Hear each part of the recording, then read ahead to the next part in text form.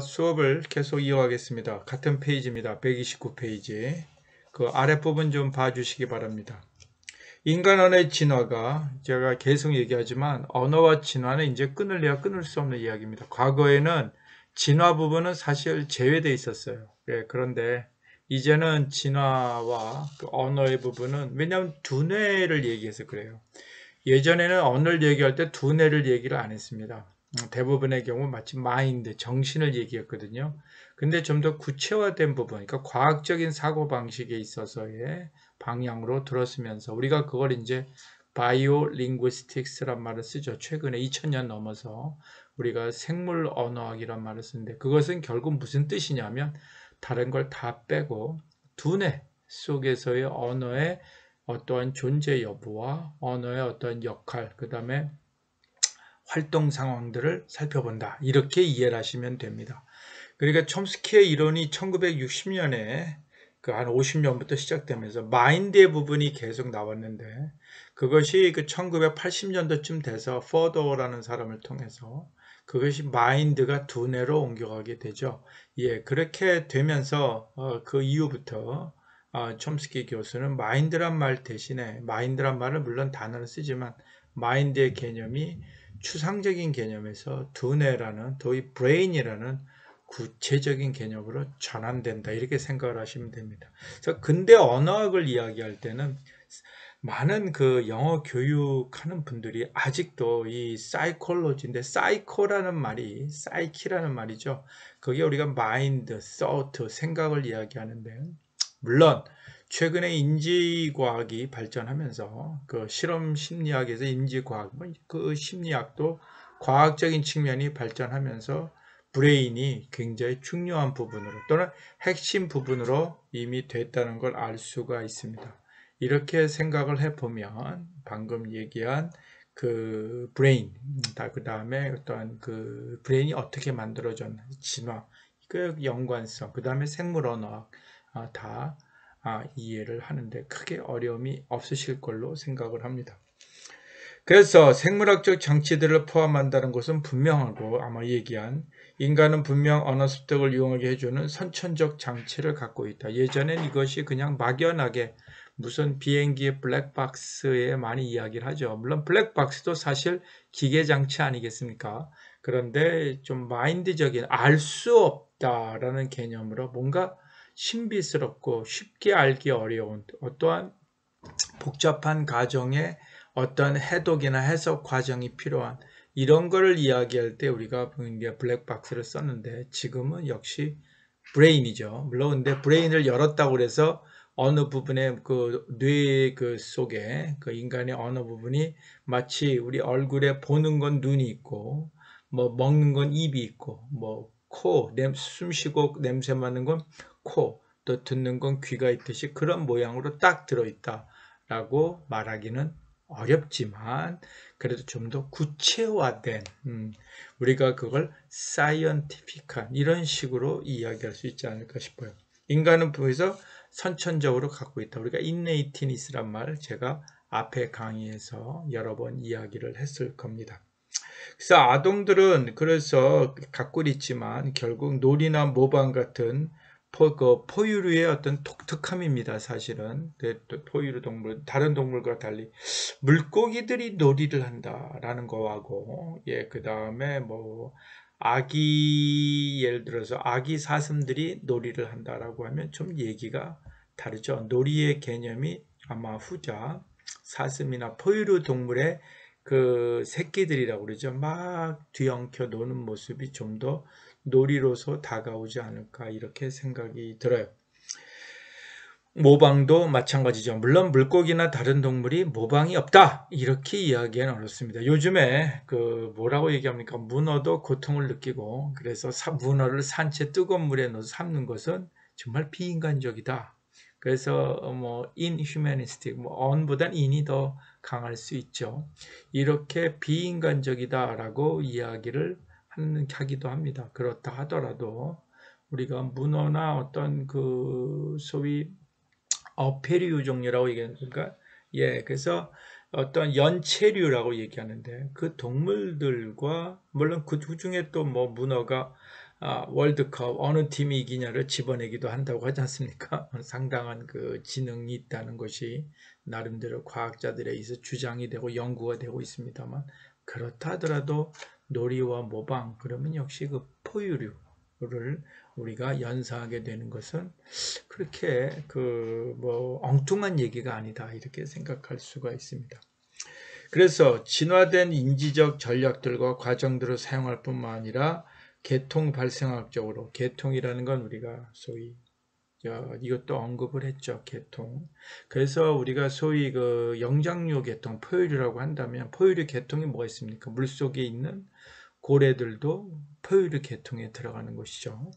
그래서 우리가 소위 연상학습 과정도 생각한다. 다시 얘기하면 언어를 배울 때 기본적으로 갖고 있어서 언어가 나름대로 마치 씨를 심으면 특정한 작물이 자라나는 것 같은 그러한 갖고 있는 또 우리가 소위 DNA적인 측면이 있으나 그것이 인간의 현재의 언어답게 크는 데는 아까 놀이와 모방 거기서 이제 우리가 있는 연상이라는 건 이미지화한다는 얘기죠.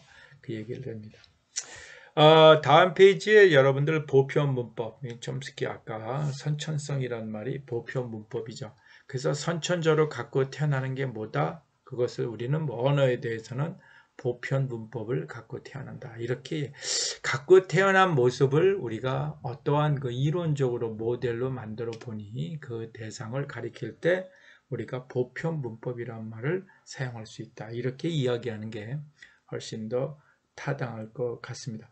예, 그래서 그 밑에 보면 우리가 유니버설 그래머 UG라는 게 있습니다. 예, 그래서 이 부분이 결국 아동들이 그 소위 언어를 배워가는 과정에 선천적인 하나의 능력이 되는 것이고 인간들이 사용하는 모든 언어 지구상에서 를 얘기할 때 우리가 거기에는 기본적인 틀이 있죠. 모든 언어의 품사가 존재하고 모든 언어의 그 어떠한 그 문장의 구조가 존재하죠. 약간의 차이는 있습니다.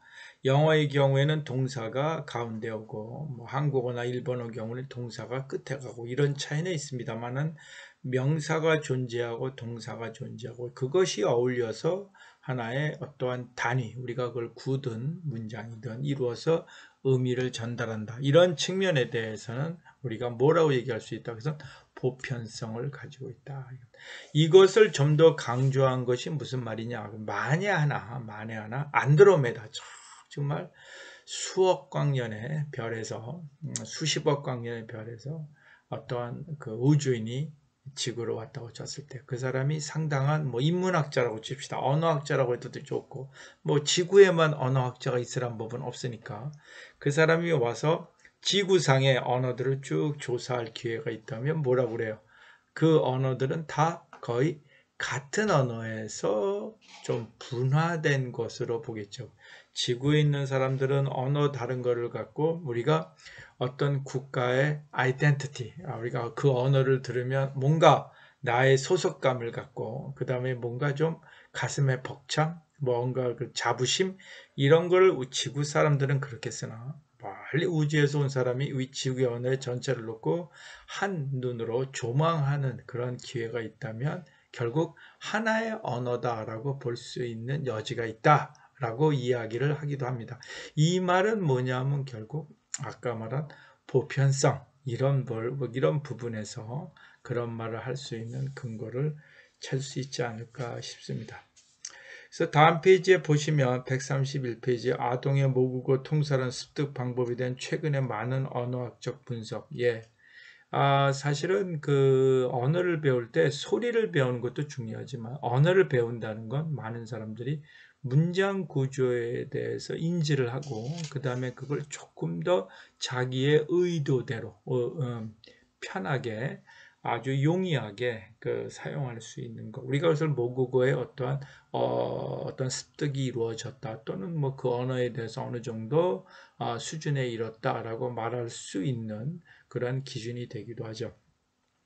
그래서 그 보편적 문법을 여기에서 이제 많은 학자들이 인정을 하는데 그 UG는 형식적이면서 수학 논리에 기초를 두고 있는 기호를 바탕으로 표시되었고, 자, 중요한 것은 수학적 논리란 말이 굉장히 어려운 말입니다.